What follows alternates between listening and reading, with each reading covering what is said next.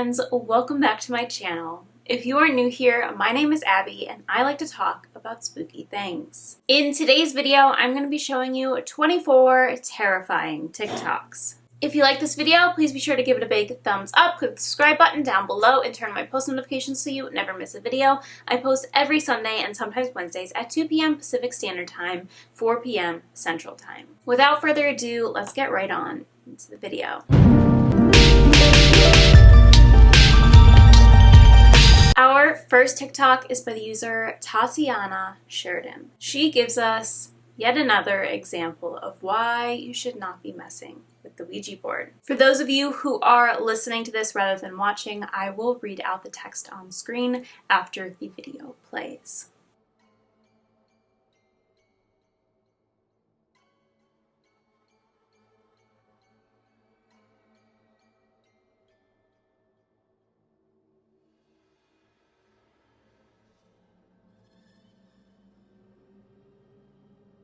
Says, I was using a Ouija board for fun, and I asked spirits why they were still lingering here instead of going to heaven. The fun ended when it spelled out, heaven is not what you think it is. This may or may not be an actual true event. However, I will tell you this is a great example of the dangers of playing with a Ouija board, is you can contact things that try to get in your head, and a not so eloquent way of saying it is trying to turn you over to the dark side or put doubt in heaven to try and get you to lean away from your spiritual beliefs, to make you think, oh, well, you know, what's the point then? Just like lead you away from the idea that there is something positive in the afterlife and lead you away from striving to be a positive, good human being. Whoever that we're talking to was for sure not something good. I've gotten a few questions about like what I believe specifically, or people saying, you know, I'm Christian, I don't know what you are, and I feel like I've never said anything specifically. I could talk for hours about exactly like the logistics of what I believe in, because it just kind of like, I could ramble about it. But I grew up as Catholic. I've been Catholic my whole life, got all the sacraments confirmed in the church and everything. However, I also see myself as someone who's spiritual, and I am big into manifestation and believing in your own power and vibrational energy. I think we are all spiritual beings and chose to come to Earth and have a human experience. That's what I believe. And I believe that when we die, go back to being a spiritual being, and we can reminisce on our life and come in contact with those who we came in contact with on this plane, you know, parents, grandparents, whatnot. And yeah, that's just what I think. Like I said, it doesn't really matter specifically what you believe in. The goal of these negative entities is to try and get you to doubt the reason why you should be a good person, if that makes sense. Our next TikTok is by the user Brenna Renee, who had an encounter with some kind of entity in her room. A story that sounds completely unbelievable but is entirely true. I'll go first. Okay, excuse how I look, but I'm gonna try to be super quick when I tell this story. So this happened to me about a month ago, and I'm laying in my bed. I had just had the strangest dream in the world. And I woke up from my dream because, you know, it was scary, like something was chasing me or whatever, and I went in the bathroom, and then I just woke up out of fear, and I just sat there and I was just looking at my bedroom wall. The way my bed is set up, so like if you walk in my room and you look to the right, my bed is on the far left wall, and when I was sleeping, my back was turned to the door, so I couldn't see, like, you know, anything. So I'm just chilling, right, and I'm laying there, mind you, it's like 3 o'clock in the morning, and I hear the loudest footsteps running through our house. Like, our house, like, we have like real hardwood floors, so you can hear when somebody's like walking through the house, like you can hear that. But somebody was in there running, and they wasn't running fast, girl. They wasn't stopping, but they did end up stopping, and they stopped at my room door. And I'm just laying in my room, and I'm looking at my wall like, what? It just ran through the house and stopped at my door for some reason. Like, what was that? And then I hear my bedroom door open. I know what my door sounds like. Like, if you have like a newer house, like, you know how, you know, like if you open and close your door, like it makes like a clicking noise. or whatever. Like, if you know what I'm talking about, you know what I'm talking about. But I heard my door open, and I'm just laying there, like, in fear. Like, I've never felt so scared before in my life. Like, I'm so serious. And I'm just laying there, and I feel something behind me. Like, y'all, it was like the darkest presence I've ever felt. Like, it felt not human, okay? Whatever was standing behind me was not a person. I thought it was, but it wasn't. The longer I sat there and realized that it was not a person. So I'm laying there, and I usually have the covers up to my neck, but this night I did not. I was slacking a little bit, and my neck was exposed. It was this side of my neck right here. It was exposed, and I felt something touch my neck. Like, it was so sharp. It touched my neck. Like, y'all, I literally thought something like, think of the sharpest object you can and imagine it poking you in your neck. Like boop, like that. Or like it happened fast but slow at the same time. Like, it was like that. So I jump out of my bed. Excuse me. I turn around. Nobody's there, of course. And my bedroom door is closed. It was never open. It never got opened. So I jump up and I go to the door and I open the door, because at first I thought it was my brother, because I know he comes in there sometimes and, like, you know, snooping around and stuff, trying to find my phone charger, this, that, and the third. I know he does that a lot. So I thought that was him. So I walk across the hall, because my bedroom and his bedroom are adjacent from each other. So I walk across the hall. This man's asleep. Sound asleep. Mind you, he has a bunk bed, so he got to climb up the ladder to get in the bunk bed, and he would have been up there by now. Like, he would have still been climbing the ladder. Like, by the time I made it to the door, open my door, he would have still been climbing the ladder, and I would have heard his bed, because his bed's kind of squeaky. So I'm like, what the heck just ran in here and touched me? What was that? So, y'all, I went in my room and I sat on my bed and I cried, and I put on scriptures. I started looking up Google scriptures, reading the Bible, praying, everything, on my knees, listening to sermons, playing gospel music. Girl, I was not playing. I said, whatever you are not welcome. Please get away from me right now. I don't play those type of games. I don't. Also, I'm gonna mention, when this happened, I was on my I done fell off a little bit, not gonna lie, but I was on my, you know, journey with having a relationship with Jesus Christ. And y'all, I think something was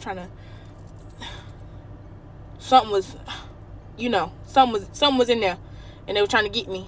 I don't play like that. And then I had called my boyfriend because I was scared. But yeah, y'all, and I didn't go to bed till like an hour or two later, and I was still scared when I went to bed. So I had my little sermons playing, scriptures playing in the background on my TV. Everything was playing, girl. I don't play them games, but that's my little ghost story.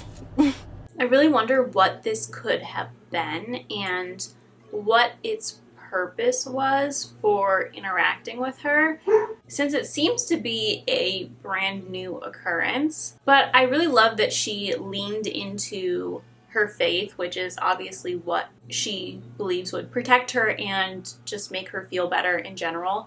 And she really leaned into that, and it seems like it worked. After just having that talk about what I believe in, I guess I'll add in a little bit more here. I also believe in, essentially, it's your conviction that makes your beliefs come to fruition. I really do believe that the power comes from your belief.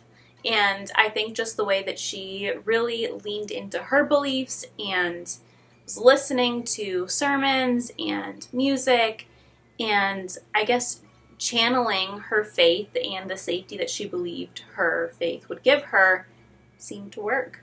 Our next TikTok is by the user Rachel Shepper.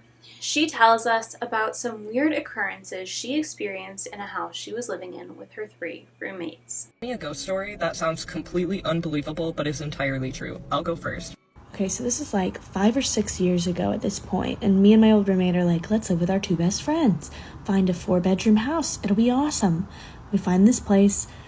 It's super cheap for good reason. There's a lot wrong with it, but we're like, screw it. Like, let's fuck around. I think we were like maybe a month into living there. Maybe it was like 2 weeks. I'm not sure. But one of our roommates, my best friend, sends us all a text message. Is somebody in the house upstairs right now?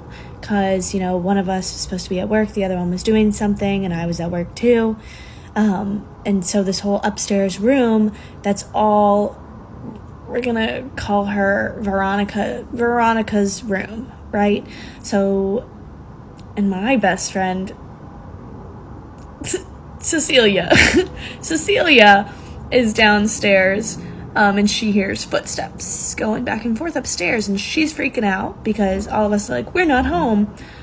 So she's like, do I call the cops? Blah, blah, blah. We call the landlord. I can't remember I don't think we called the cops, but we were just like freaking out. She went up there and said nobody was up there. So we call an exterminator to come check it out. And, you know, there's no animals up there, but he puts traps just in case. Those traps never catch anything, by the way. So a couple of months go by and like everything's, you know, cool, funky, fresh. And I start feeling like this weird, unsettling feeling in my room. And my room is always like unnaturally cold, like not supposed to be that cold. And I thought maybe it's just because like I had a draft or something. But now that I'm looking back, I'm like, did that mean something? Okay, so I am out of town working an event with Veronica, and our roommates Cecilia and Mackenzie are at home, right? I have this horrific nightmare that I'm in the house and I know that I can't get to Mackenzie, right? She is rooms away. I'm seeing like doors in front of me stacking to her. And then in steps somebody I knew from work, but his face isn't right. He's smiling weird, like it's too big. Like it's unnatural. Something's wrong with his mouth. And then he walks through the first doorway and suddenly he's somebody else that I know and his smile's a little bigger. And he walks through the next doorway and he's somebody else that I know and his smile's even bigger. And then the last person that gets into my bed next to me is like this dude from work. The last person I'd want to see in my bed. And he is smiling, the scariest one of all of them. And he just gets into bed next to me. I shoot up out of bed. I wake up in a sweat. And lo and behold, I get a call from Mackenzie. Mackenzie has had a dream that she was dragged down the stairs by something evil in our house. And I'm like, no fucking way. Like, this is the dream I just had. And I'd woken up right when she had gotten out of the house, right? So she leaves the house. She hits a dog on the way out of our house, like in the parking spot, like a puppy. She is losing her mind. Eventually she goes back to the house, you know, things settle down a little bit, but there's still this weird eerie air to the whole house, like something's wrong. And it gets worse. So I'm not sure how long it was after that, but me and my boyfriend are on this like cleaning binge. We just clean the house like crazy, and it's about 4:30 or 5 in the morning, and it's during COVID time, so we don't have anything else to do, whatever, and we're like, let's go to bed. So my bedroom had a bathroom in it, right? And the door was really hard to get open because of the carpet. Like the carpet was super fluffy and you had to like basically put your whole body weight into it to get the door open. Like people complained about it every time they came to my place. So the door is closed. Me and him are in bed, and something in that bathroom kicks the door open. And not like a little kick, like a fucking boom, kicks the door open. And I'm like, get up, Aaron, go in there and check it out, like go in there. I'm freaking out. I'm literally tweaking. I'm like, is this just the like anxiety from being up all night? I hope this isn't real. He does a little spin in that room and he's, you know, shock on his face, eyebrows hitting the fucking ceiling. And he's like, there's nothing in here. So we sit there in a panic for a while and eventually we go to sleep. Everything's fine after that. So sometime later, Cecilia is asleep in her room with her boyfriend, and there's this little table at the end of her bed and that has her, like, you know, her table reads on it and her computer. It goes flying off the table in the middle of the night, crashing to the floor, wakes her up. And Cecilia's not the type to believe in ghosts, but she swears by it today. She swears that it was what happened. So, our house was haunted. That's kind of the worst of what happened. I have more stories about other places if you want to hear it, because I think I'm the one that's haunted. So yeah, let me know if you want to hear them. It really seems like something was just trying to mess with them and get into their head. The thing about the puppy obviously really makes me incredibly sad, and I feel like I wouldn't have stopped thinking about that for God knows how long. Like, that would have really shook me up. I mean, One time, a squirrel ran in front of my car, and there was literally nothing I could do, and I hit the squirrel, and I did not stop thinking about it, and like feeling sick about it for a week after that. And like when I think about it, I still feel really bad about it. The level of guilt she must have felt for it being a puppy. Like I don't even want to say. I just keep saying it because I don't want to say what happened. I can't imagine the kind of mental trauma that would probably put on someone, and it seems like it's just these like little weird things like the dreams and then the puppy and stuff that maybe is kind of like trying to wear them down and like mess with them and get in their heads. I've said this before, but it's so interesting how things manifest in so many different ways. Whereas like sometimes it's more obvious, sometimes it's like people seeing shadow figures, other times it's like weird dreams and disappointing, sad situations coming up.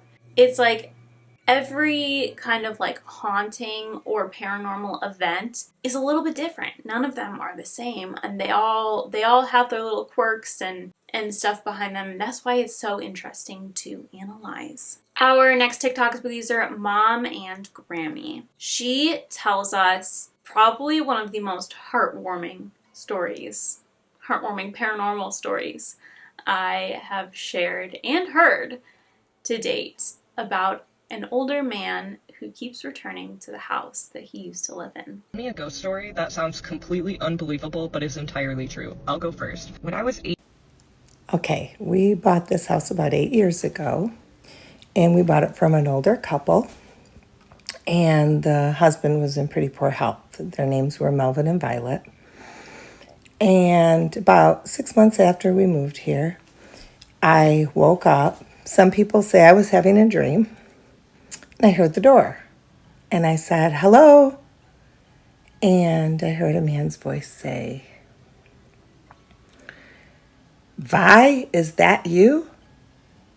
And I said, Vi doesn't live here anymore. And the voice said, oh, I forgot. Take care of the place, will you? And I went back to sleep. The next day, the next door neighbor called me, and she said, I wanted to let you know Melvin passed away about 2:30 a.m. last night. And I was like, oh my gosh. And so then, and I was glad I'd already told my husband about my dream or encounter. And so I had confirmation that it happened before. Well, we have a lamppost at the midway on our driveway, and when we bought the house, Melvin told us the only thing that doesn't work is the lamppost. Well, we, wanted to get it fixed, but hadn't gotten in touch with an electrician yet. And one day I jokingly said, oh, Melvin, can you light up the lamppost for me? I've never seen it lit. I'm not kidding. I have pictures on my phone of it lit. I texted to my husband at work. It lit up. Broad daylight, it lit up. And it was lit the whole day. And it's never lit again. We haven't got it fixed yet. And then we have a sprinkler system. The association, there's like 6 of us on it. And there were Monday, Wednesday, Friday. 7 a.m. sprinklers came on. Well, somebody had the bright idea to change it to Tuesday, Thursday, Saturday, 4 a.m. Well, I hadn't read the book yet, didn't know how to do it, and I was just like, I'll have to get out of bed and do it manually. Well, the first day, it was time for me to get up and turn it on, and I said, oh, Melvin, I wish you were here to program it.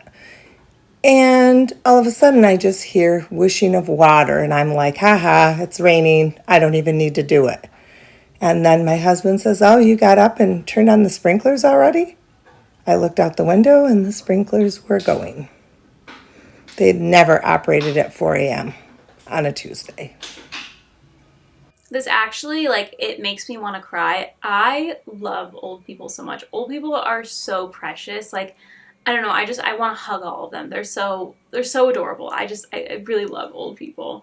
And it makes me sad that, they had to move out of this house at some point because they got to that age where they couldn't live there anymore. It seems like he just absolutely adored this house. The first thing he did when he passed was coming back to this house to call out for his wife, because it was just so, I guess, ingrained in his physical being that that was the first place he went to. And it's like he forgot that he no longer lived there. And I think it's so sweet that then it has to be him who made the lamppost work for that one day. And then the sprinkler is magically switching over to 4 a.m. There is not a doubt in my mind that all of that was him. And it's because he just adored this house so much, he kept coming back to it. And like, it genuinely makes me so happy that he's still hanging around the place he loves so much. And it makes me so happy that she appreciates him and thinks about him and associates this house with him, because I feel like that's probably what he would want. And I think, maybe he would show up regardless of whether or not she called out to him, but I think just me assuming for him, I feel like it probably makes him feel really nice that he's still being asked to help around the house and be a part of this house in some way. It is so, so sweet to me. Like, I genuinely love the story, and like, I can feel like my eyes tearing up because it's so, so sweet. I love this so much. Our next TikTok's for the user Ayana on the Coast. She tells us about her ex-boyfriend's notoriously haunted home. Tell me a ghost story that sounds completely unbelievable but is entirely true. I'll go first. My ex's family lived in one of the oldest and most haunted houses in all of Brisbane. They even have a Wikipedia page dedicated to it. A lot of local newspapers have done roundups of this house being one of the most haunted ones in Brisbane. And we used to stay there quite a bit, but we had a prolonged stay when we moved from Melbourne to Queensland, and we stayed there for about 2 or 3 months. Even before I found out that the house was supposedly haunted, it just gave me the heebie-jeebies in certain rooms. The urban legend has it that it was a sugarcane farmer who owned that house who ended up unaliving himself due to some misfortune, either in the attic of the house or on the tree outside of the house. I don't really remember which. But anyway, the room where I was usually staying at the house was in the attic area. So there was that room, there was another room adjacent to it, and then there was a bathroom. So this whole floor had been remodeled from one big room into all of these separate rooms. The room I usually stayed in was generally pretty fine. It didn't really feel spooky a lot of the time, but the room adjacent to it and the bathroom, those two rooms were super creepy. I had trouble going to the bathroom at night because it freaked me out so badly just to be in the bathroom. I never looked in the mirror because there were so many times where like the toilet was facing this giant wall-long mirror. But I always avoided looking in that mirror because a few times while I was in that bathroom, I could see like shadows moving around the mirror. The other room I stayed in once, the adjacent room. And I remember I was sleeping on the bed and my ex had gotten up and gone downstairs, so he wasn't in the room at the time. But I felt like a weight shift on the bed, and I thought he was like pulling the covers. And then when I turned around, it turned out that there was literally no one in the room. So that was the last time I stayed in that room. There were many times where I was in the basement letting the dogs out or looking for something in the garage. Every time I went down there, I heard footsteps, rustling, and there was no one there downstairs with me. I did not like being in the basement. But I think the worst part of that house was it was really inconsistent. The vibes were really inconsistent. You would be downstairs in the kitchen or something, and you'd be fine. Then you would move to a different room, and the vibe would like shift instantly, like something had arrived in the room. I'm getting shivers just talking about it. I stayed there one last time after my ex and I broke up, and I was staying in one of the rooms upstairs alone. And without fail, every night I was too terrified to open my eyes. I would just kind of lie in the bed with my eyes closed, and inevitably there'd be like soft footsteps. The louvers would rattle. To be fair, it was a really old house, and you have like the creaks and all of the kind of noises that come with an old house. But some of these were very specific, and especially the heavy vibe shift, like I can't really describe it. It was very pointed in specific rooms. It was a nice house, but I was scared to stay there at night. This one is also interesting to me because, again, it's like everything is so different. Every little experience, every haunting, they all are like little snowflakes. And this one, to me, it feels like it's probably some kind of a negative energy, a negative spirit, but it doesn't seem to be trying to harm them. It feels like there's kind of like a heavy energy there. Something's off. Honestly, could be residual energy from the man who committed suicide there. Maybe it was just his negative energy from his negative mindset, his sadness, everything, and maybe it's just residual energy.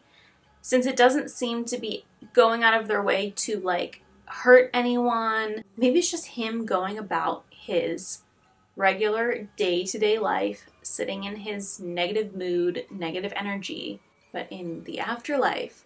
I mean, that would make sense why it's like someone climbing into bed, kind of pulling the covers, vibes changing in rooms, like maybe he's coming and going and the room feels fine, but then it doesn't because he entered the room, and it really is his residual energy. It might not even be an intelligent spirit.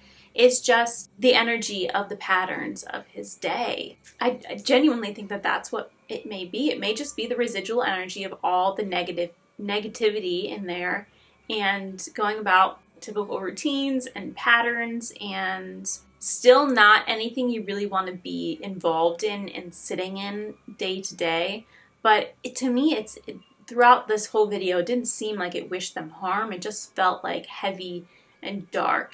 Maybe not the best, but not necessarily dangerous. Let me know what your guys' opinion on this is, but yeah, I don't know. To me, it just screams residual energy. Our next TikTok is with user The Last Annie, who tells us about some weird electronic glitches that have been happening in her home. Tell me a ghost story that sounds completely unbelievable but is entirely true. So a few months ago now, it was a Friday night and I was fast asleep. It was about 1 o'clock in the morning and I hear the door code start being entered. It's this beeping noise.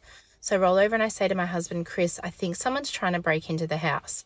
He runs down the hallway, looks over the stairs at the front door, and he calls out, there's no one there. At that point, we hear the front door go keypad deactivated, which means that the code has been entered incorrectly too many times. So he comes back to the bedroom and we look on the app that tracks everything that's happened on the front door. And you can clearly see that someone has entered the code incorrectly 3 times, which shuts it down. So I say, okay, quickly, let's have a look at the security cameras, and we have one of those like Ring doorbells. We get it open. No one has been in our front yard. The sensor lights didn't come on. There was no one there, but someone has definitely tried to enter our keypad incorrectly 3 times and has shut the front door down. Anyway, we try not to think about it too much, get on with our day the next day. You know, these things happen. Then the next night, Saturday night, around the same time, I'm talking about 1 o'clock in the morning, I am fast asleep and I hear my husband's phone ringing on speaker. And I roll over and I say, Chris, who on earth are you calling? It's 1 o'clock in the morning. And he gets up his phone. He goes, Annie, I'm not calling anyone. Like, the screen's dead. It was black. He couldn't do anything to it, but it was calling someone on speaker. And it rings and it rings and it eventually gets this person's voicemail, and it's, you know, the standard, can't come to the phone right now, leave a message, I'll get back to you. But I'd never heard this person's name before. So I said to my husband, Chris, like, who was that? Like, I've never heard, who is it? And he goes, that's my old boss who died 2 years ago. Honestly, I'd say maybe the keypad thing could be just an electronic glitch. That happens. Electronics malfunction from time to time. It is a little frightening that it's like the entrance, the security to your home that's malfunctioning, but it happens. And personally, that's why I don't think I would get an electronic doorknob. I don't know, it still very well could be just some kind of weird electronic glitch that fixed itself. But when it's combined with the fact that her husband, his phone like blacked out and then called his boss for some reason, and his boss had recently passed, it's like it is a really weird coincidence that both those things happened. They could be completely uncorrelated. But I do think that the phone thing on its own is very strange and something that I'd be like, how did this just happen? Like, it also could be a coincidence that it called him.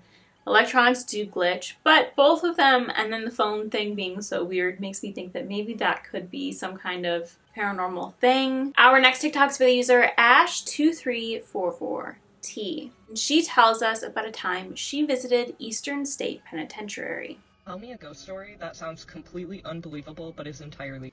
So when I was in high school, I took a photography class, and part of the photography class was that they would take us to different field trips of different places throughout the area, and one of the field trips happened to be Eastern State Penitentiary.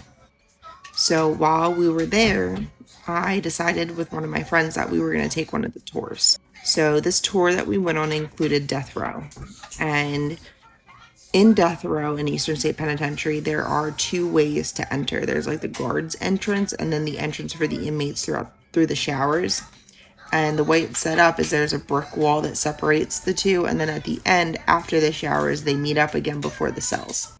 So my friend and I decided we were going to walk through the showers and try to snap a couple pictures. And the rest of the group walked on the other side. And while we were walking through the showers, out of nowhere, I got this really intense, sharp pain in my right side. Kind of like upper mid-back towards the side. And this pain was so intense and so strong and came on so suddenly that it actually like knocked the wind out of me, and I was doubled over in the showers. So the tour guide notices that we didn't catch up to them yet and comes into the showers to check on us and sees me like doubled over in pain. And she goes, "Keep walking." And I was like, "What?" Like, I can barely move. She goes, "Keep walking." I was like, "Okay." So I walked towards her, and as I did, the pain started to go away. And she goes, "Are you feeling better?" And I went, "Yeah." And she goes, "Just so you know, back in the day when this was a functioning prison, a guard walked through the showers to check on an inmate who said he was unwell, and the other inmates jumped him and stabbed him in his kidney, his right kidney. Is that where you were having pain?" And I said, "Yeah." And she goes, "Yeah, I've been doing this a long time, and I've only ever seen 2 other people have this like visceral reaction in these showers. You're the 3rd." So basically, I got shanked in prison by a ghost. The guide, knowing exactly what was going on and tell her that she needed to take a few steps to get out of that energy, is so fascinating to me. On top of the fact that it's not like it's something that's happened frequently, but it's only happened a few times. And it makes me wonder why her. Is it something maybe about her energy that like she was able to pick up on it? I wonder if the spirits were like picking on her for some reason, or if she somehow was just more in tune and tapped into the energy that was sitting around that space because of what happened. That definitely, for sure, is a terrifying experience to feel that kind of like the wind being knocked out of you and feel the pain, and then on top of it realize what it was after the fact, and knowing that like you were feeling potentially what someone else felt as they were attacked. Our next TikToks, but these are haunted TikToker. In this video, there is some freaky paranormal activity going on in her house while her kids are with their dad. Something fucking creepy happened when I got home. I was driving down the street, and my daughter's bedroom light is on. So I'm like, that's weird because she's at her dad's house for a couple nights. She's not home. So I park my car right over here, and when I park my car, I see her bedroom curtains are also opened a bit. So now I'm freaked out, right? and my doors were locked. But my house was built in like 1910. So I was like, I hope it's a fucking ghost and someone didn't, break in or something. So I have to actually go in my house right now, and I'm recording it because I'm scared. Alright, so here we go. I'm like shaking right now. Like my hormones are, like my adrenaline is going again. Like I have to go up my creepy dark stairs. None of the lights are on upstairs. This is not fun. And I've been hearing weird shit in the attic, bro. Oh, fucking spooky. That's her room. Just turn the light on. I don't know which way I should point the camera. Bro, I'm freaked out. I'm gonna go in my bedroom first. Turning the light on in here. Why isn't it turning on? Okay. This shit's scary. Dude, I don't want to go in there. Everything is like normal in here. But her painting fell. This painting she made was hanging on the wall and that fell. Her chair that belongs to her desk is here, but that just might be normal. Like maybe she was playing with it. I'm gonna look in her closet. Dude. Everything's normal. I'm gonna shut her light off. Like the LED lights are on in my other daughter's room and those always go on. Dude, it was fucking creepy. I'm looking behind the shower curtain. Ha! Nothing there. Weird. Like that light was off last night. I was here in my house sleeping. I hate when that light is on because if I close my door and the light is on, it shines through this crack. It's gotta be a fucking ghost. Like my house was built in like 1906, not 1910, 1906. It's so weird to me that the painting fell and the light was turned on, but there was absolutely nothing else touched or changed at all. I mean, it's especially weird because she says that she for sure shut the light off because she can see it through the crack in her door. So it's always off. To me, that's the kind of thing that makes me believe it's not like a thing where I'm like, well, maybe they forgot. If there's a reason why she would know it's off, I definitely believe that it was off. Maybe someone was just popping in to say hi and it came across as scary, or maybe something is about to hit the fan. Our next TikTok's from the user like the spice but.ie. She tells us about an experience she had in her family's cottage. Me a ghost story that sounds completely unbelievable but is entirely So my family's been going to the exact same cottage every summer since before my mom was born. It's a very old cottage. I actually don't know how old it is. I know it was old when my mom was little, so it's been around for a long time. Because the cottage is so old and we've been going there for so long, throughout the years there's been sort of weird experiences, and so we kind of just joke that the cottage is haunted. Some of my family members have had kind of very scary experiences in that cottage, but for the most part we've all only experienced friendly stuff when stuff happened. But that all changed for me when I woke up in the middle of the night. I don't remember how old I was. I think I was 10, 12, and I really needed to pee. The thing about this cottage is it's really small. There's like a bedroom, a front room, a kitchen, and a bathroom. And I was asleep in the bedroom, and then people also sleep in the front room because it's a tiny cottage. So anyway, it's 3 a.m. I really need to pee.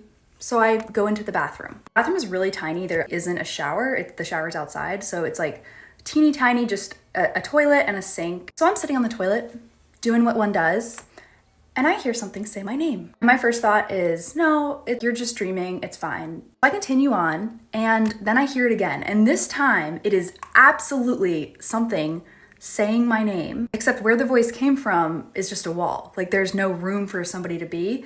And then outside of the wall are woods. Like this is just a cottage deep in the woods. Obviously, I'm like a little scared. Also, what was kind of weird about this thing was it pronounced my name correctly, which a lot of American accents cannot pronounce correctly. which I didn't like that. So I'm really scared at this point because like this is absolutely something is saying my name and it's something is in the bathroom with me. I'm really scared. So I'm like, okay, I'm gonna go wash my hands. I'm gonna go to bed. We'll just forget about this, you know? So I start washing my hands and it happens again. Something says my name and this time it is not coming from the wall. It is coming right behind me. And there's barely any room. Like you can't fit more than a person and a half in this bathroom. And there is something standing behind me saying my name, 3 o'clock in the morning, as I'm washing my hands. Something in my head, I was like, if you look up right now, because you can feel this person there, or whatever this was there, I'm like, if you look up right now, you are gonna see something standing behind you. Like, I was just certain. I'm full on freaking out now, and I decided that I'm like, okay, well, maybe I'll see if somebody is like tricking me, right? So I go into the front room, everybody's asleep. I go into the back room, everybody's asleep. And the way this cottage is laid out, it would have been impossible for anybody to sneak out without running by me to get back into the room. I'm really scared, and then eventually I go back to sleep, and I didn't tell anybody about this. I think it took me like a year to talk about, because I was really scared that this was gonna happen again. Like, I was scared of being alone in that cottage after that. A few years later, all of my cousins and I are talking about stuff that have happened in that house, and my cousin tells the exact same story. She had the exact same thing happen to her, except it happened to her when she was alone in the cottage, and it was the front room while she was in the kitchen. So yeah, I don't think I was crazy. Like she never heard the story, my story, but we had the exact same story. And to this day, I don't go to the bathroom in the middle of the night because I'm too scared. Like, what if the scary name ghost comes back? It sounds like there's just kind of some spirit hanging out there. Not necessarily trying to freak anyone out, not trying to cause any harm, maybe just kind of lives there. And on a couple occasions has been sensed by people in the house. It doesn't seem dangerous to me. For sure, it's scary when you're not expecting to have someone behind you, and then there's also nobody behind you, but you feel it. I think it's always pretty freaky when you have one of these encounters, especially when it's not something you're used to. But again, it doesn't seem to be necessarily harmful. It seems like it's just kind of minding its own business, and on a couple occasions has been a little too obvious about being there, maybe. I also think in the middle of the night, in the bathroom, sensing something like that would probably be extra scary. But no, I mean, come to think of it, being alone in the cottage and sensing something like that too is potentially equally as scary. So I don't know. Hopefully this isn't anything negative. It's not like it's going to ramp up and turn into something more nefarious. But it sounds like it's just kind of a weird occurrence that her and her cousin have both had, but nothing's really come of it. So hopefully it stays that way. Our next TikTok user, Jen PL 2021, who tells us that she believes she has a ghost in her house. There is a ghost in my house, and it's been messing with me for weeks, and I got proof. I have many things that I could tell that went on, but for right now, I have a video to show you. Basically what happened was I laid down today to take a nap. My dogs were laying down with me. My daughter was sitting on the couch, which I did not know at the time. I have an alarm system on my back door that if you unlock the door, lock the door, hit the door very hard, or open the door, it will say back door open. So I'm dead asleep, and I hear back door open. I jump up out of a dead sleep, yell my daughter's name, and she doesn't respond. I look over and she's sitting on the couch, and I'm like, hey, who's at the back door? I don't know. I'm like, what do you mean you don't know? Didn't you just hear it say, like, back door open? And she was like, yeah, I don't know. Hello? No one else is here. The back door should be locked. No one should be coming in our back door. What do you, like, hello? So I get up, I go check the back door, there's no one there. The door is locked. I go back in there and I'm thinking, okay, maybe I heard that in my sleep. Maybe I dreamed it. So I ask her, did you hear it say that? And she's like, yeah, I did. So why didn't you answer me when I jumped up and said your name? Of course, she was on her phone. She doesn't listen half the time when she's doing that. So she was like, I don't know, whatever. Okay. So I'm thinking, yeah, I must have heard it, you know, maybe I was asleep, whatever. So I get on my cameras to check to see if there's a video saying back door open. I check the cameras. I do not see a video saying back door open, so I'm kind of wondering, like, did I hear that? But she's like, no, I did hear it, and I'm like 99.9% sure I heard this. There's no cameras that show anyone coming up to my house. There's no cameras that show any cars coming around my house. All the cameras are clear at this point. So I'm still looking through the camera footage, and I'm checking, like, maybe one of the dogs got up and, like, went to the door and, you know, I don't know, hit the door. I don't know. I'm just sitting here thinking there has to be a logical explanation, which I don't know why, because there's been crazy stuff happening lately and it's getting worse. So I'm looking at the videos, and you can hear in the hallway at this time when the door when that happened with the door, right before it happened, you can hear someone walking down the hallway. There's timestamps, and it was literally within minutes, so it had to be right before that. But you can hear the footsteps walking down the hallway. I know what it sounds like when someone's coming down the hallway.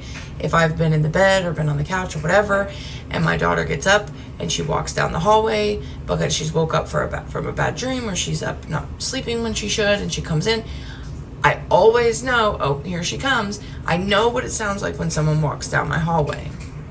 So I'm going to add in this video, and you tell me if you think that it sounds like footsteps, because I have 2 videos, and it is footsteps going down my hallway. I know it is, but I want to know if you guys think that it sounds like that, and if not, what do you think it is? So follow me, and I will do a part 2 explaining some of the things that have happened. I've had to even call the cops because I thought someone was in my house, and my kids have heard things, voices, talking, like all kinds of stuff. So follow me, I'll do a part 2, and I'll tell the rest of the stuff. If you have any advice on what you think it might be, why it's getting worse, what I can do to make it stop, that would be great. I would appreciate that.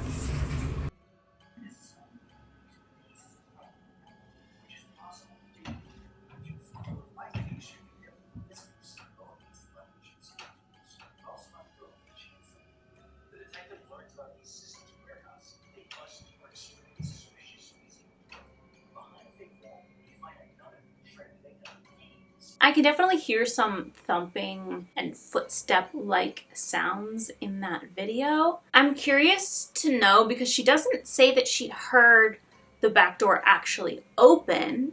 She just says that she heard the thing say back door open. So I'm curious to know if she did also hear the back door opening on top of the security system telling her that the back door was open, or if it was just a security system. In which case, if it was just a security system and she goes and checks and the door is locked, then to me, I'm thinking it really could just be an electronic glitch again. But that doesn't explain the footsteps upstairs. Of course, if we want to assume the back door thing was paranormal, maybe it was like a ghost coming into the house and sensed that the door was open because an energy was coming through the door. Maybe, like, it's not completely impossible. I feel like that could make sense.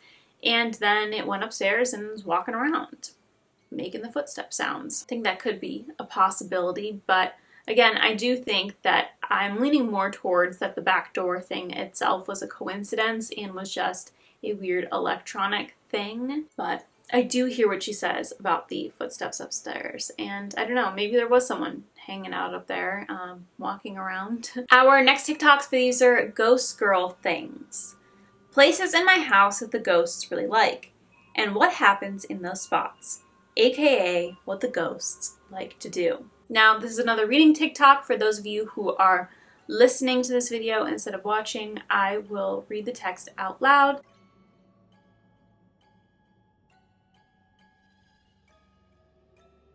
Picture of my house for reference. This was before we moved in. Isn't it cute? The hallway to the spare bedrooms. This is the second most active place in the house. You can hear footsteps back and forth through the hallway. Sometimes the doors open by themselves. We keep the doors shut because of AC. The mini hall closet. It latches but always opens in the night. It smells super old in there. We can't get the smell out. The chair is in there to keep it closed. The chair is there to keep it closed. If you listen at night, you can hear knocking sometimes. Second living room fireplace. Always smells like smoke when I walk by it, but my boyfriend can't smell it when he walks by. Kitchen. Most popular spot. Cabinets open on their own, even though they latch shut. You can hear somebody cooking sometimes in the evenings. Stuff gets moved around in the spice cabinet.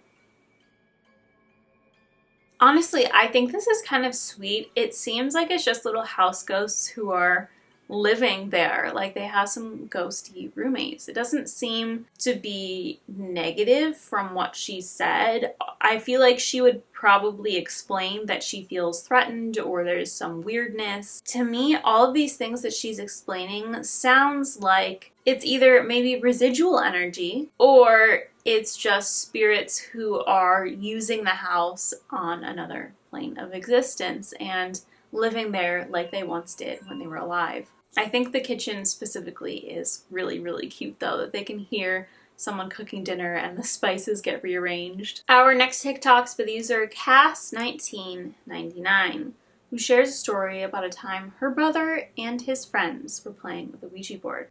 Tell me a ghost story that sounds completely unbelievable but is entirely... So whenever I was little, I could see ghosts a lot. Like I could talk to God. I could talk to ghosts a lot whenever I was little. But there's this one story, and it happened when I was 7 years old, and it's like one of the scariest stories ever. It traumatized me. I can't even walk into a room without closing the door behind me because I'm afraid it's going to slam before I even get to leave it. But anyway, what happened was my brother was babysitting me, and my parents took my little brother to the store. And so my brother was watching me, and he had all of his friends. They were all on the football team with him. They were all a bunch of jocks, that kind of thing. And so they're sitting around the table and playing the Ouija board. And I'm just a 7-year-old little girl. I'm running around it and yelling stuff into it. Hello, what's your name? Yelling all things like that. And my brother gets annoyed, and he makes me get in the corner in my parents' room. He grabs me by the arm and takes me to the room. And I'm terrified because we were just playing with a Ouija board, you know? Any little kid would be scared of that. But he takes me to the room and has me stand in the corner. And keep in mind, the door is right next to me. And then I'm in the corner right here. And then across the front door of by where I'm standing of the bedroom door is the bathroom door, which doesn't have a door, but it's a door frame and then it leads into the bathroom. And this is my parents' room. And so basically, the door was leaning up against the door frame in the front bedroom door. And it was off the hinges. It was just leaning. And he moved it, had me get in the corner, and then he leaned it back up against the frame. I tell him I'm scared, I don't want to do it, I just let me come in there, I won't say anything else. And he says, no, I gotta stand here and face the corner. And so I'm standing there facing the corner, silent, minding my business, terrified, and the door slams, shuts, and locks into the frame.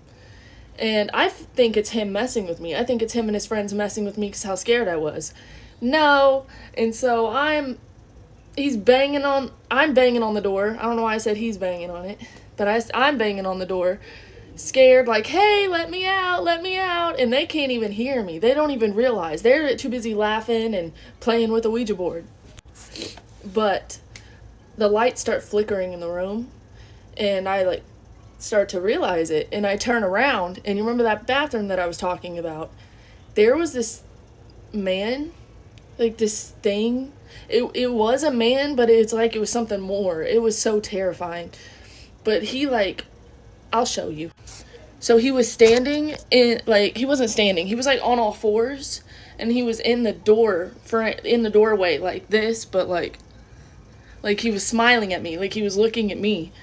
And then I turn and I start screaming and banging on the door let me out. And then he crawls at me. I don't want to show you because it's really scary, and I don't even think I can do that with my body. I couldn't even do that when I was 7. But my brother hears me screaming, and he runs, and he's banging on the door, and keep in mind, this door was just off the hinges, and linebackers are charging at it, and it's not budging. But I feel scratches on my back, I'm getting scratched. And my brother, he told me his side of the story. He said that he was putting screwdrivers in the door handle, the doorknob, trying to get it off, everything, and nothing would work, and this door was just off the frame. Sorry about my stuffy nose. Oh my god. But yeah, so he just hears me screaming. The door's not budging, so what they do is they go around outside, and I see them, I peek out the window to them because I see that they're trying to get around to me. And it's a double wide trailer that our house is basically. And so my brother pushes our friend, his friend, family friend, Carlos, up through the window, and I'm laying there on the ground. I'm just laying there on the ground. I'm unconscious or something. I don't really remember that part very much, but I remember being scratched up all on my back and him crawling at me. It was terrifying. It was so scary. Like, I've told people the story so many times, and I still just get chills about it, or I'm scared to go into rooms by myself. It's a lot. But Carlos came through the window, and he picked me up from the ground and carried me out of the room. And then my brother saw the scratches all over my back. He got in trouble with my mom, and my mom, she'll say that it's not true, but she didn't believe us at first. She didn't, and then she went to the school and found out her own little information and found out that there was a man that lived in our house named Ron who killed his kids because they were misbehaving, and then killed his wife because she came home and saw what he did, and then he killed himself in the room where that happened. He killed himself in the room that I was standing in the corner, my parents' bedroom. Yeah, that's just one really big ghost occurrence that I've had. But I've had so many other than that. That is a big no from me. I'm sorry. I know big brothers are mean to their little sisters and they're a nuisance and whatever. But locking her in a room because she's scared while you're messing with a Ouija board is pretty messed up, in my opinion. I will say I'm glad that when he really realized she was in distress, he jumped into action and his friends took it seriously. But that wouldn't have needed to happen if they weren't messing around with the Ouija board and if they hadn't locked her in there to begin with. That's a pretty traumatizing experience, especially because she came away with actual scratch marks. It's not just like an emotionally traumatizing experience, but something attacked her. And obviously could have been way worse, so thankfully it wasn't, but like none of that needed to happen. And I feel really bad that she had to go through that. The parents were rightfully upset about it. But then finding out the history of the house, it makes perfect sense. And I don't know, it must have been him. It must have been him, still continuing on his reign of terror in the next life. And yeah, I mean, I'm sorry to hear that she had to go through that because, like, again, that could have been avoided by not doing stupid things. But I guess I say that as someone who, as a teenager, did stupid things by playing the Ouija board themselves. But yeah, it's not great to hear when things go wrong and you know that could have been avoided. Our next TikTok's with the user Melexi Lamb. This is another on-screen written out story, so I will read this out loud as well. I could not believe this. Shortly after giving birth to my third daughter, I had a very vivid dream that I felt the need to email to myself back in 2013. I had completely, and I mean completely, forgotten about it until I came across it a few weeks ago. But after finding it in my emails, it all started coming back to me. But stay with me now because it's about to get weird. So in the dream, I was unloading stuff from my minivan at the time when an old man approached me from out of nowhere. At first I was scared and confused, but then I realized I recognized the man. It was in fact my grandfather. My dad's father, who at the time had dementia or Alzheimer's. I get the two confused. But in the dream, he was totally cognitive, knew who I was, knew who my 3 daughters were. We talked about how my family was and how the girls and I should stop by more because we didn't live that far away. And then as he walked away, I thought of all the few but fond childhood memories I had of him and my step-grandmother. Now the crazy part is, the day I had that dream was exactly 2 years to the day before he would pass away. Honestly, it feels like they were somehow able to connect on another timeline. And I'm sure it must have been so nice for her to have that vivid dream of her talking with him when I'm sure at that point probably it had been a long time since she'd had a coherent and normal conversation with him. I feel like that would have been nice to witness, even though, it was in a dream sense, to see him active and out and about on his own and fully coherent. That must have been really nice. And obviously it meant a lot to her if she felt like she needed to email the dream to herself. I guess it's really interesting that it happens to line up with exactly 2 years before he passed. I really do think that maybe it was them spiritually connecting on another plane, and that it was real in a sense, even though to her it feels like it was just a dream. So I don't know. I definitely think that when we sleep, we kind of transition over and we have a way to connect with other planes of existence that we cannot when we're awake. Our next TikTok's with user Marlon Waynes, who tells us about creatures she saw in her childhood home. Tell me a ghost story that sounds completely unbelievable but is entirely true. I'll go first. When I was 8, my parents owned the same house before I was born and when I finally sold it after they had died when I was 42 years old.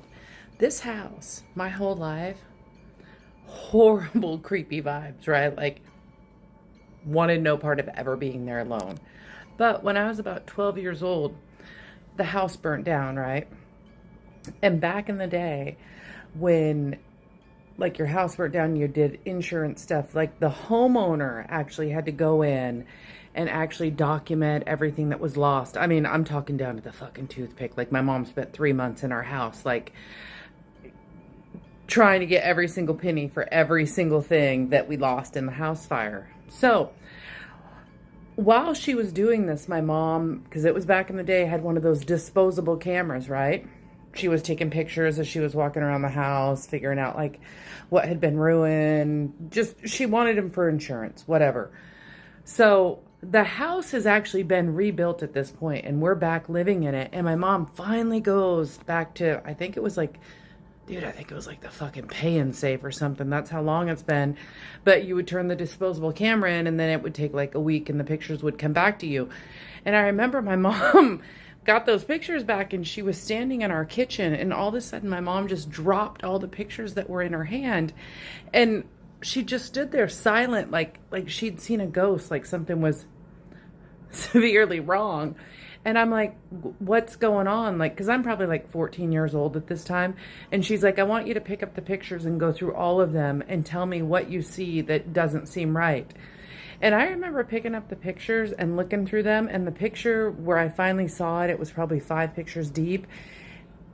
And I remember looking at the picture too, because it was like clearly evident in the picture. So we had a family room that was like offset from the kitchen. It was down 3 steps.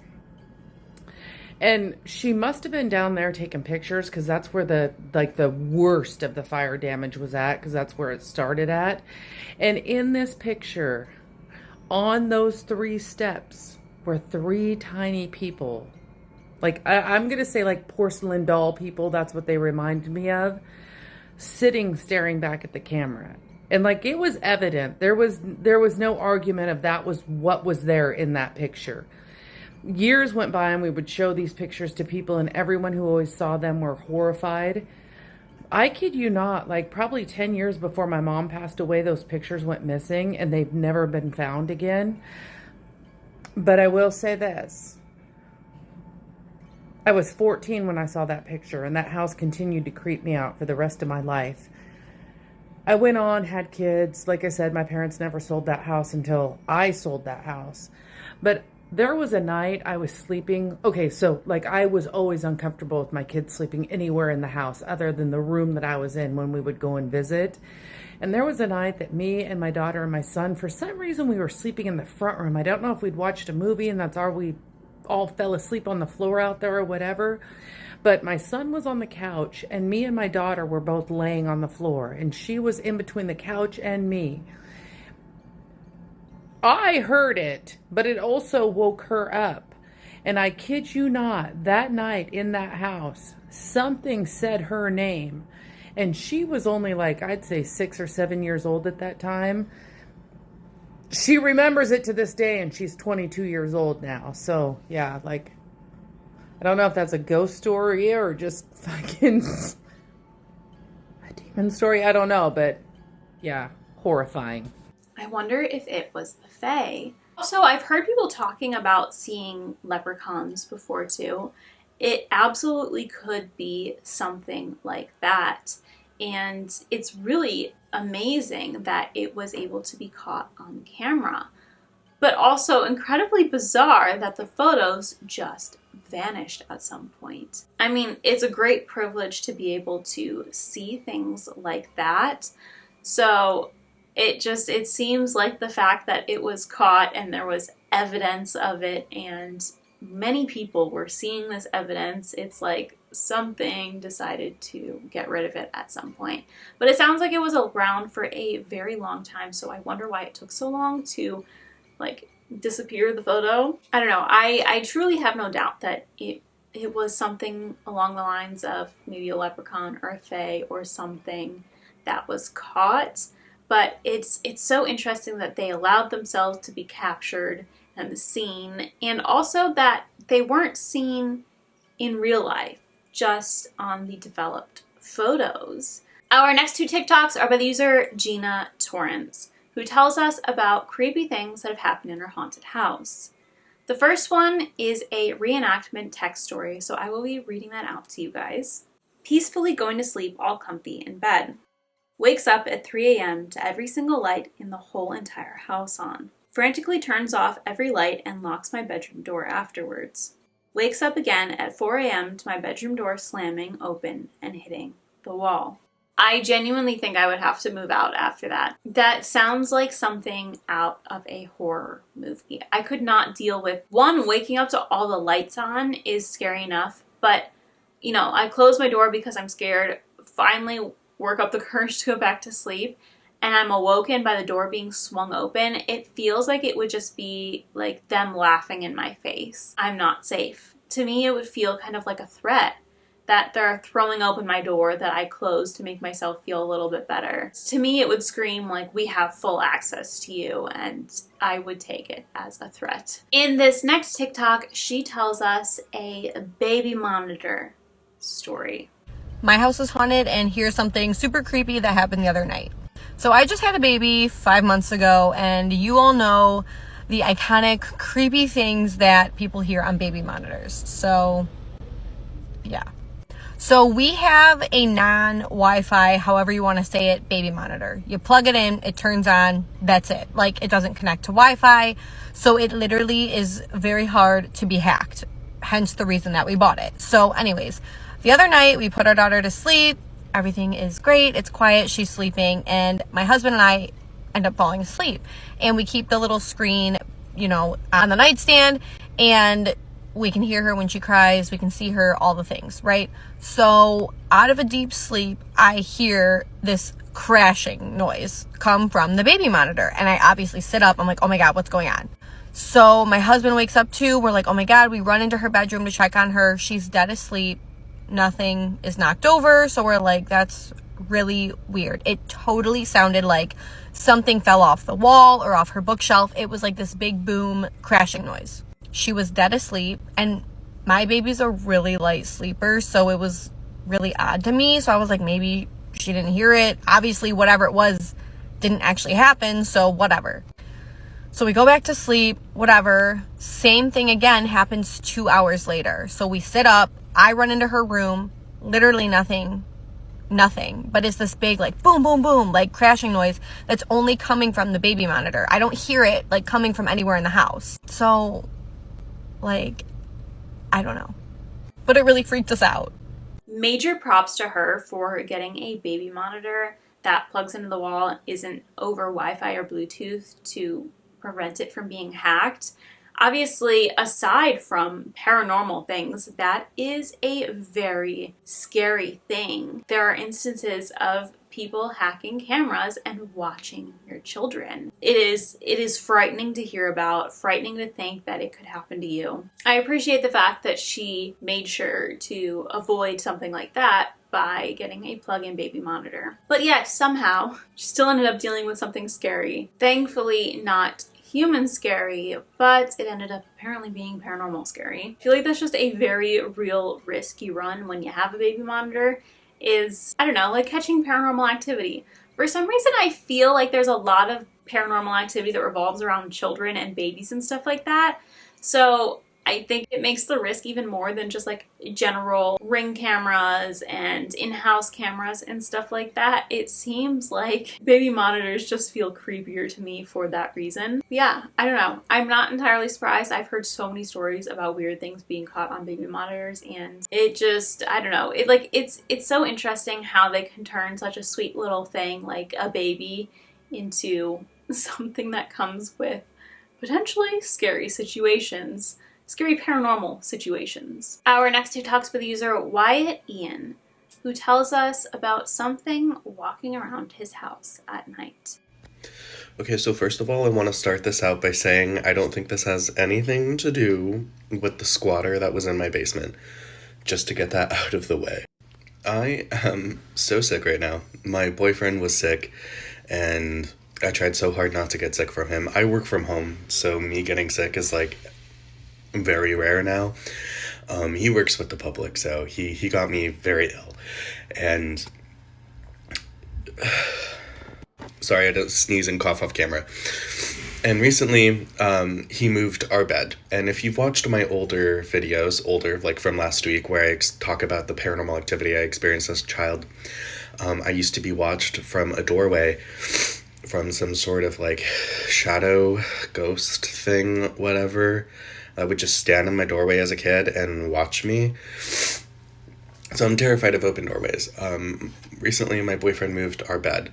So now I sleep right in front of the open doorway. Like it's right next to my fucking face.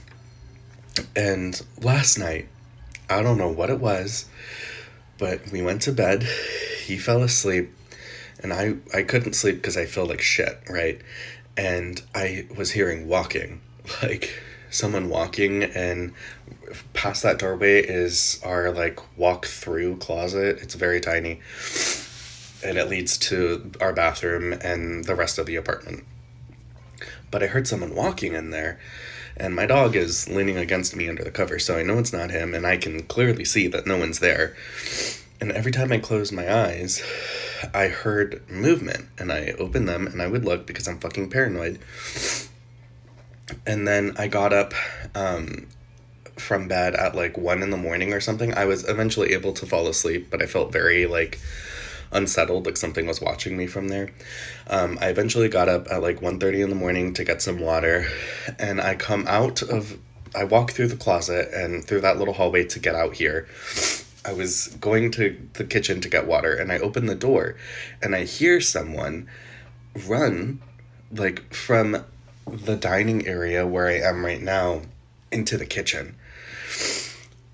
When I tell you, I was so scared. So sorry. I was prepared to fight. I was like, God damn it. It's 1:30 in the morning. I'm sick. I'm in my 20s, and I'm gonna have to fight someone. And I slowly walked over to the long hallway kitchen that doesn't have a door, so it's just an empty doorway yet again. And nothing was there. Okay, so that's great. But I went back to bed, and I swear to God, it sounded like someone was following me. Like, we live in an over 100-year-old building, so our original wood floors, that was so loud and scary, our original wood floors are super squeaky. So I heard my footsteps, and then I heard someone walking behind me. And when I went to bed, every time I would try to close my eyes again, I heard that of someone like shifting their weight back and forth in my closet, which, mind you, is like a foot away from my face. So I don't know what's going on. I haven't experienced paranormal activity in this apartment. It could be because I'm very sick and I might have been delusional. But yeah, it's not an intruder. Don't worry. That person was taken care of, and I was not crazy. That was an actual person. So hopefully this doesn't turn out to be like that. But I just wanted to share this story. Yeah, okay. That's not good. Something standing in doorways, no. I mean, I sleep with my bedroom door closed. I've slept with my bedroom door closed since I was a young teenager. For that reason, I don't need to be seeing something out in the hallway. I don't need to see a shadow standing in my doorway. Granted, might I add, when I started doing this was because I would see things like that because I haunted my house playing a Ouija board. And even though I've moved into houses and apartments that are not haunted since then, I've kept it up because I don't need to see that. I don't really know what else to say besides that. I would be freaking out. Like, it is really scary to me. I'm not gonna lie, I watched a few of these TikToks last night before I went to bed, and as I was shutting off the lights and my apartment was getting darker and darker as I made my way to my room, this TikTok was like swirling around in my head, and I was a little scared. I did speed walk to my room last night after seeing this TikTok because it freaked me out that much. Our next TikTok is with the user Logan Lynn. This one is crazy. On the screen it says, "Somebody tell this ghost to get his own arena."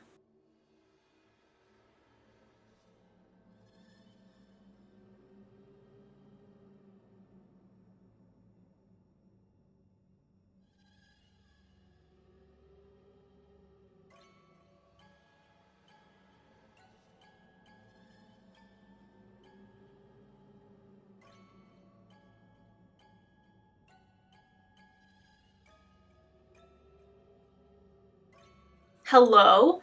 I've stared at this so many times, and I feel like every once in a while I can almost make out like something that kind of resembles a horse. But for the most part, it literally just looked like this guy is floating. This for sure could be like a fake. Like, I don't, maybe how do they make the horse not there half the time? Like, sorry, not making sense because this video is baffling to me. Like, there's a ghost writer. For some reason, I want to say that I think this video is fake. I just don't know how it could be.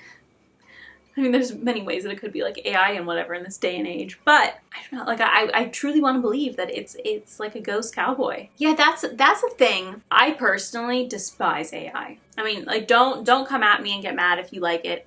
Sorry, that's just my personal opinion. It freaks me out, like, scares me to death. I hate AI. I think AI is scarier than any kind of paranormal thing that we can come across in a very different way, but terrifying to me. And then that bums me out because I'm like, sometimes it's already hard to tell if someone's actually potentially catching some paranormal activity on camera or if it's just someone setting it up.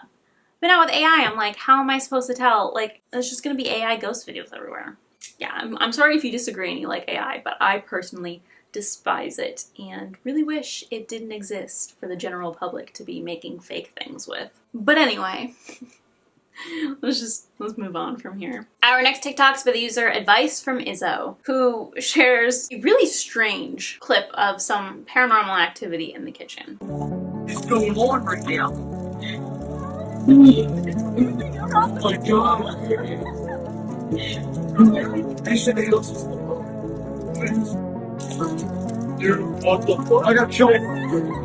I feel like this is like way too crazy to be real. For sure, I'm like trying to squint and look for some kind of like fishing wire or something, and I don't see it anywhere. But I also don't know how this would be possible to replicate. There's also a little section of the video where you can see her kind of shaking the bowl to get the fork loose. And to me, that screams like they're doing this. But I don't know how they're doing this. Their laughs, though, sound like it's kind of like nervous disbelief laughs. And that one guy shows that he has goosebumps, like he's freaked out.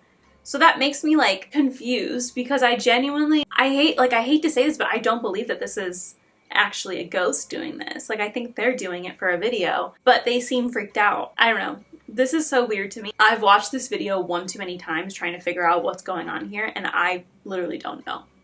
So someone, like, please explain this because I'm at a loss. Our next TikTok's by the user, the Candace Dior. She tells us that her son is seeing something creepy that keeps terrifying him in their house. Okay, y'all, I'm kind of spooked. Let me tell y'all what's been going on with me. So, about a few weeks ago, I was putting my son down to bed. My son is 3 years old. So as I'm putting him in his bed, he says, "Mommy, can you make the monster go?" And I said, I was like, "Baby, there is no monster in here." And he was like, "Yes, it is." And I'm like, "Well, I don't see anything." I'm looking around the room. I'm like, "Baby, I don't see anything." I said, "Where is it?"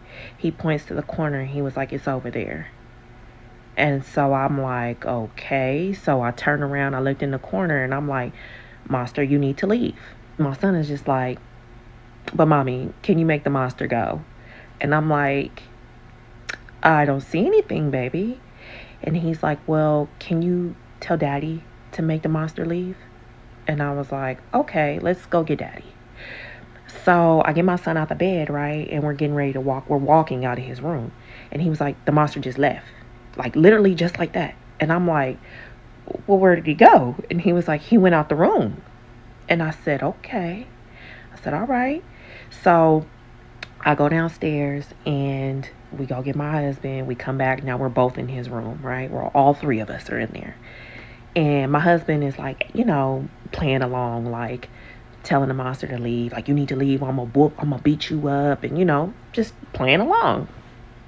So my son is just like, okay. So I don't know if when we walked out the room and he said that the thing, whatever it is, walked out too and didn't come back. I don't know. But my son was just like, okay. He seemed like he was okay, right? So that was that, right? The next morning, when I went in his room to go get him, he had the blanket completely over his head. I said, okay, my baby is scared because he's never done that, right? I'm like, okay. But he didn't say anything. He didn't mention it. But over the last few weeks, he'll, like, you know, intermittently mention this monster, right? And then he's also been doing things like closing the closet doors. Like, my closet is dark, so he'll close that door if the door is open. He'll close my bedroom door if the door is open and, you know, it's dark in the hallway. Like, he's been kind of on edge. So a few nights ago, me and my husband are laying in the bed, and my son and my middle daughter were downstairs. He comes dashing up the stairs, like running up the stairs, and he's terrified, like shaking. And he's like, Mommy, the monster won't stop looking at me. And I'm like, I said, baby, like, remember, there's no monster. We made the monster go. He was like, no, he's downstairs. And I'm like, I said, what is he doing? He was like, he keeps looking at me. So he's literally like terrified. Like, I've never seen him like this, right? So he gets in the bed, like literally tucks himself under my husband, like under the blanket, and is just like, won't move. And I'm like, okay, what is my baby seeing? Now, I'm a believer, right? I've heard things with my own ears and I've seen things with my own eyes. And anyone who knows me knows that my mom's house it be some freaky shit. It be some extraterrestrial paranormal shit going in my mama's house, right? So anytime anyone tells me that they've experienced something paranormal, I believe them. So I'm believing my son. So like now I'm just like, okay, what is going on, y'all? Now I'm a praying woman, okay? I've been praying like crazy on this. But I'm trying not to be scared. I'm trying not to get freaked out. I really don't know what to do. I'm also telling my son, like, don't be scared because, you know, I don't know what type of energy this thing is, but I know that those certain spirits feed off of, like, fear and they feed on the weak. So I'm just telling my son, like, don't be scared. Like, when you see it again, tell it needs to leave. But then I kind of don't even want my son to interact with this thing.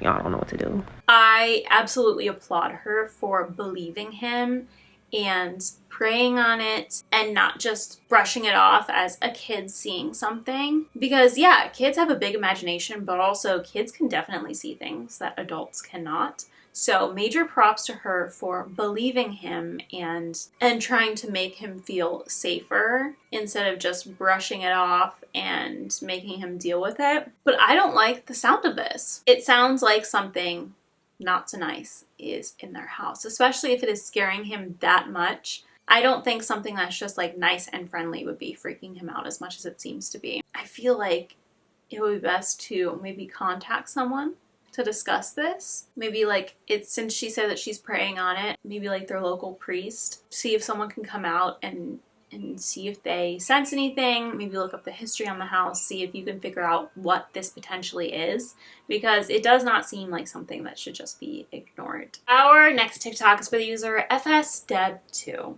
She tells us about a haunted house she lived in and had to move out of. Tell me a ghost story that sounds completely unbelievable but is entirely.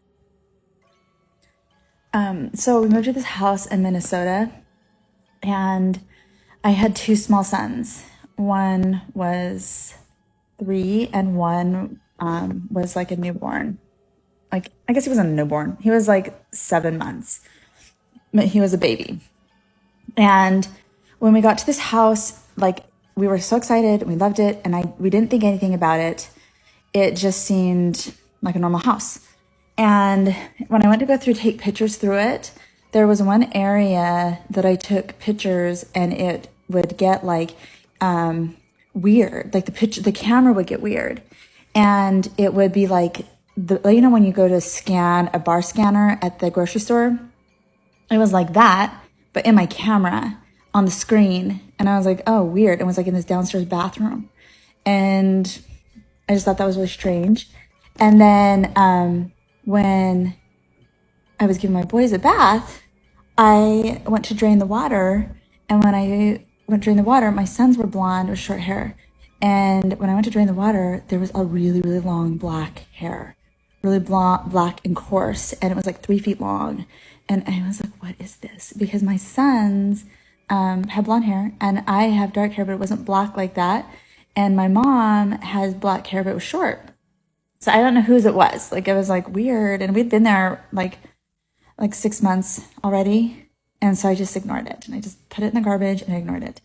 And then one night when we were at home, I was all by myself with my sons, and my husband worked nights sometimes. And the way my house was there was a hallway. And at the end of the hallway, there was a bedroom on one side and another bedroom on the other side. And so one of my sons stayed in one room and the other one stayed in the other room. So they each had their own room. And my little son was fussy and wanted me to lay by him. And so I laid by him until he fell asleep. And it was about midnight and the door was cracked open about a couple inches, and the light in the hallway was on because they like to have the light on the hallway on, not to get scared. And so I was like, okay. So I lay down and we were laying there and I was just laying thinking about all the things I needed to do for the next day. And all of a sudden I saw a hand grab the doorknob and shut it. And I was surprised. And I was like, that was weird. And so I got up to go see why my other son was up and did that. That was weird. And I went to his room and he was out. Like kids, when they fall asleep and they're so tired, he was out. And I was a little bit weirded out by that. I was like, okay, I saw a hand. I'm not crazy. That was weird. And so I, we weren't able to move. We were broke. So we stayed in that house, and we just have little things that would happen that was just kind of strange, and I just ignored them. Well, one day my son, who's almost 4 at this point, a little bit, almost 4, he says, we're in the living room, and it was me and my 4-year-old and my little, almost 1-year-old. And my son turned, he's talking to somebody, and he's speech delayed. My 4-year-old is speech delayed, and he does not have a good vocabulary. He is, doesn't talk that great. And I see him talking, and I thought he was the imaginary play or something, and he didn't have toys or anything. He's just standing there talking. And I said, hey, who are you talking to? And he turns to me, he goes, oh, there's a woman and her son here. And I said, oh, really? What do they look like? And he turns around, and I can see that he's looking, and he turns to me and goes, well, she has really long black hair, and her son is, he just looks like her. And I said, okay. He's like, they have terrible owies. I said, oh, what do you mean? He's like, they have terrible owies. And he said, how did you get your owies? And then he turns to me and goes, a dog did it. A dog gave them these owies, and the boy has a big owie on his leg. And I was like, oh, okay, well, ask them what they want. And he turned to them and he said, what do you want? And he turns to me and he looks at me and he says, they said they want your baby. And I lost it. I was like, in the name of Jesus Christ, depart my home.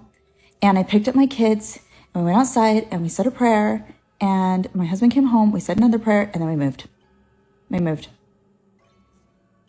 If someone told me they wanted my baby, I would be out of there so quickly. So I'm so glad that they figured out a way to get out of there, because that is so frightening. The way that it all adds up with the hair, and then kind of goes back to the fact that there was weird flashes on the camera when she was taking pictures when they were first viewing.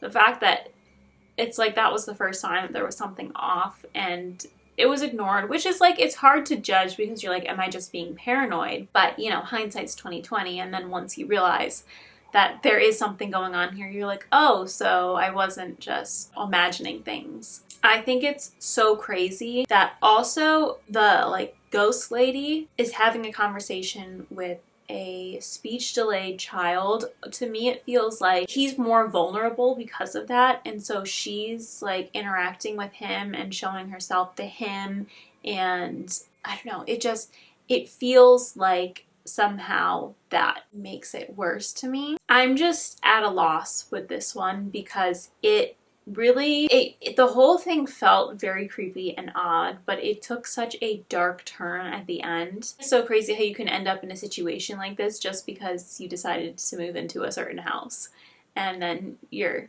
dealing with all this. So crazy, and I'm so glad that they were able to get out. Our next TikTok's by the user Missy ZB, who tells us about a gremlin she saw as a kid. Tell me a ghost story that sounds completely unbelievable but is entirely true. I'll go first. Okay, when I was younger, probably like 13, 14, 15 years old, somewhere around that time, I would always fall asleep on the couch at night watching TV. I didn't have a TV in my bedroom, so I would fall asleep on the couch at night watching TV, and my mom would always like yell at me the next day about sleeping on the couch. Like, when you're sleepy, go to bed. Well, one night, I was babysitting my little cousin. He was about like 1 or 2, and we both fell asleep on the couch watching TV, right? So he's sleeping behind me on the couch so that he doesn't fall off and hurt himself. And you know, I fall asleep, and at some point in the night, I wake up. And when I wake up, my little cousin is no longer like behind me. He is now kind of like laying over my body, kind of hanging off the couch, right? And so I'm like, whoa, what's this kid doing, right? So I pick him up, I put him back, I fall asleep again. Later on, I wake up again, right? And I don't know what's waking me up, right? I just know I'm waking up, right? Kind of, I don't know. I like almost like intuitively I'm waking up. And this time when I wake up, this kid is now down the couch, head facing the opposite direction of me, down by my knees, right? Now he's down by my knees. And I'm like, what is going on with this kid? Like, he never sleeps crazy like this. I've never had this happen with him. So I just get up, I get him, I put him back. You know, he's not awake, he's knocked out, he's, you know, hard asleep. And then I go back to sleep. So then a little bit later, I wake up for a third time. This time, my little cousin is all the way down the couch, body hanging over the arm of the couch on the opposite end, like just hanging over it, right? And at this point, I'm like freaked out because I'm like, there's no way this kid is getting up and moving himself in these weird positions. And it's freaking me out. And I'm more like, I feel like someone is trying to steal my baby cousin. And so I wake up, my little crazy teenage self, I wake up, I get him, I put him back, I sit up, and I just kind of stay awake. I'm like convinced that something's trying to steal my baby. I don't know what, but I'm going to stay awake because it's not happening on my watch, right? So I stay up all night. The next day I tell my mom, and she's all like, Ebony, you're not supposed to be sleeping on the couch anyway, right? That's kind of how she takes it, right? So whatever. Fast motherfucking forward. I fall asleep on the couch by myself one day. And for some reason, in the middle of the night, I wake up. And when I wake up and I look over, there is this little short, gremlin looking monster person like really, really short, tall enough that my face laying down on the couch and his face are level, just standing in front of me, just staring at me. I mean, just staring, not saying anything, not moving, but just like staring me down. I freak out. I'm getting goosebumps right now thinking about it. I freak out. I grab the cover. I turn my back to it. I cover my head and I just start to pray. I just start praying all the prayers my grandma ever taught me. Just praying. And I guess I must have prayed and laid there like, if I don't move and it can't see my face, it can't hurt me type deal until I fell asleep. And then the next day I woke up and I told my mom. And she was like, Ebony, you probably just had a really bad dream. That probably was a nightmare. It probably just felt like it was real. And I was like, no, it was real. And I'm convinced that whatever the hell that was tried to steal my baby cousin. And I don't care who believes me. I don't care if my mom believed me. I don't care if she thinks I had a nightmare. I never fell asleep on that couch again. And I know something was trying to steal my baby cousin that night. That's all I gotta say. I don't know, something about a little angry man staring at me at night. It's like a different level of scary. I'm picturing like a little angry leprechaun troll thing. I'm actually getting chills thinking about it because that would be so scary. Like how do you even explain that to someone? I probably would not even believe my own eyes. Holy cow, that just like unlocked a memory for me. Not that I've ever actually experienced this, but I used to have reoccurring dreams where I'd be in my grandparents' old house and I would be running from a little leprechaun troll guy. And I'd be running from him, but it was like I was running in slow motion. It felt like I was running through Jell-O. And I would just have this dream like at least once a week. Always at my grandparents' house, running from this creature because for some reason I was running from him because he was going to bite my toes off. I haven't had that dream in probably like maybe 15 years. I'd always wake up right before he caught me and I'd be like in a panic.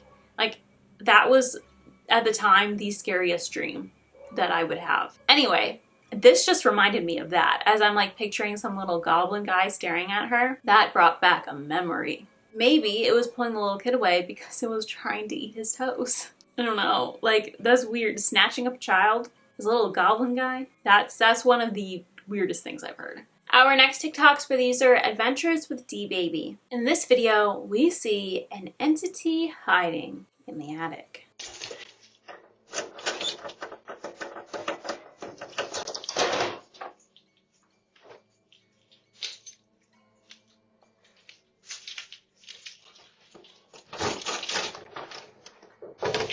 That honestly was one of my biggest childhood fears.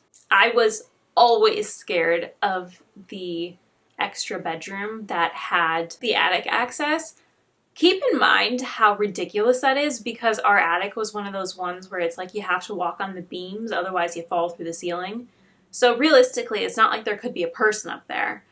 But I was always so afraid of that room. Despite that, apparently my younger self was right to be scared. It doesn't look like it's a person up there though. It's like I can't make out a person in the little crack that we can see unless they're off to the side. Maybe there's a person living up there. I don't know how they get up and down though. Also, she would have seen it in her camera if someone was going up there. It must be paranormal. It must be some kind of a weird ghosty thing going up on that attic. Unless there's like an access somewhere else and they realized that they were coming out of the wrong one. I don't know. I guess it could still be a person living in the attic, but it also could be a ghost. Our final TikTok of the video is by the user Angelic Tats, who shows us a clip and captions it, "I literally live alone. Please tell me I'm not hallucinating again."